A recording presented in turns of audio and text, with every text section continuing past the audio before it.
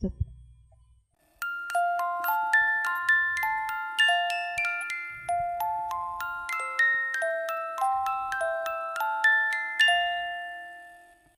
L'atelier philosophique va commencer. Ça veut dire quoi? Penser. En fait, ma maman, elle dit toujours à mon papa qu'il pense à rien. Moi, ma maman, elle me manque. Voilà ce que mes élèves m'auraient répondu en début d'année. Normal, puisque je m'adresse à des élèves de grande section. Psst, mais elle est folle, la maîtresse. Elle fait faire de la philosophie en maternelle, mais elle a vu que ses élèves n'avaient que 4 ou 5 ans. Et non, je ne suis pas folle. On peut faire de la philosophie en maternelle, et je dirais même plus. On devrait tous en faire pour aider les enfants à développer leur pensée critique dès le plus jeune âge. Psst, elle est marrante.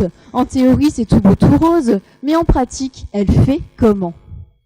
J'ai lu lors de mes recherches que les supports jouaient un grand rôle dans le développement de la pensée des élèves. Pétier et Chirouter expliquent ainsi que les médiations culturelles aident à problématiser et mettre à distance la notion abordée. Je me suis alors posé la question de savoir si l'utilisation de supports favorisait l'émergence d'une pensée critique autonome chez mes élèves.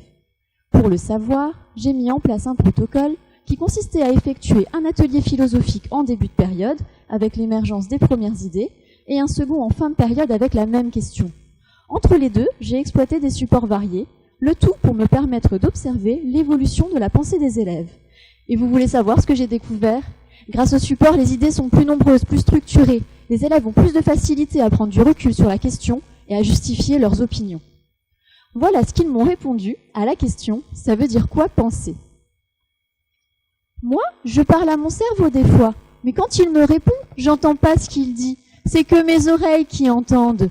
On imagine des choses et on peut rêver. Ben oui, les images sont dans notre tête. Penser, ça sert à pas oublier et à pas pleurer. Penser, c'est se tenir la main. Psst. 180 secondes, c'est quand même bien court pour parler d'un sujet aussi passionnant.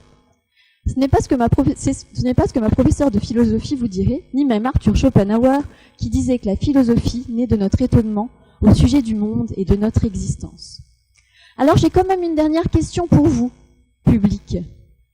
Qui de mieux placé que des enfants pour s'étonner de la richesse du monde? Je vous laisse méditer à ce sujet et clôture ainsi la séance avec, comme à mon habitude, la boîte à musique.